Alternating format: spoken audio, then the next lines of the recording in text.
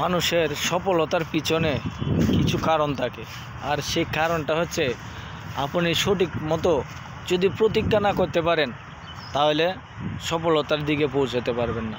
আর প্রতিজ্ঞাটা হচ্ছে যে যাই কিছু বলুক, আপনি যে কাজটা করতেছেন সঠিকভাবে রুটিনভাবে করে যাবেন, সফলতার দ্বারে পৌঁছে যাবেন। আর যদি লজ্জা পান তাহলে এই সফলতা তো দূরের কথা, তাকে ছুঁতেই পারবেন না।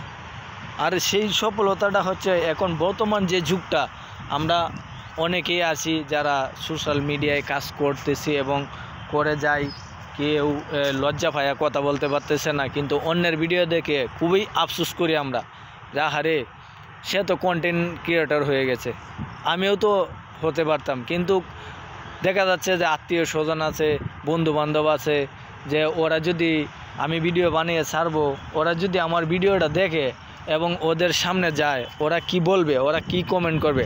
আসলে কিন্তু ফেসবুক প্ল্যাটফর্ম খারাপ কিছু না, আপনার যে মনের গন্তব্যটা, মনের যে ভাষাটা, ফেসবুক চাচ্ছে যে আপনার মনের ভাষাটা প্রকাশ করেন, লোকে শুনুক জানুক।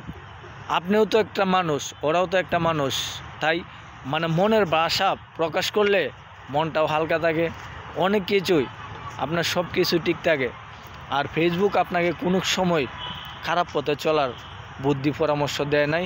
ফেসবুক এই যে হাজার হাজার কোটি টাকা দিতেছে, কেউ টাকার উদ্দেশ্যে, কেউ বা যারা অনেক আগে থেকে কাজ করতেছে তারা কিন্তু টাকার উদ্দেশ্যে কাজ করে নাই, যার ফলে এখন টাকা পাইতেছে। কিন্তু এটা নিঃস্বার্থ ভালোবাসা, যে আপনি ওদের ভিডিওটা দেখতেছেন, কথা শুনতেছেন, আপনার ভিডিওটাও তো আপনি চান না কি ওদের সামনে যাও, কি আমার সামনে আসুক। তাই একজন আরেকজনকে হিংসা না করি, মনে